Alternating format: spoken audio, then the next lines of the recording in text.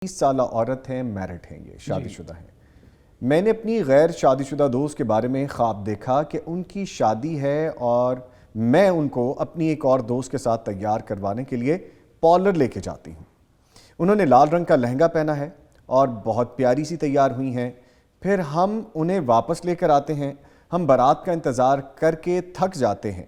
دوست کہتی ہے کہ دراصل میری بارات سیالکوٹ سے آئے گی تو لیٹ ہو جائے گی۔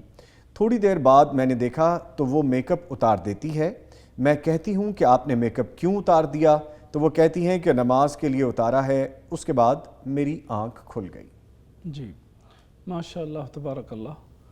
یہ ایک تو بات یاد رکھیں کہ غیر شادی شدہ جی لڑکی کا شادی دیکھنا یا کسی کا اس کے بارے میں دیکھنا کہ اس کی شادی ہو رہی ہے یا اس نے شادی کا لباس پہنا ہوا ہے، لہنگا پہنا ہوا ہے یا کچھ بھی، تو یہ ایک بہت اچھی علامت ہے۔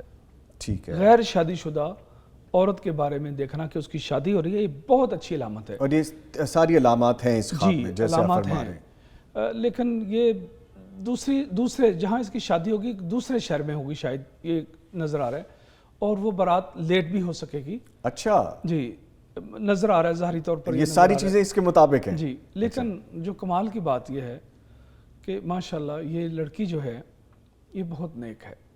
ماشاءاللہ۔ اگر کوئی عورت نماز کے لیے اپنا میک اپ اتار سکتی ہے نا، تو شاید ہی اس سے کوئی زیادہ نیک ہو سکے معاشرے میں۔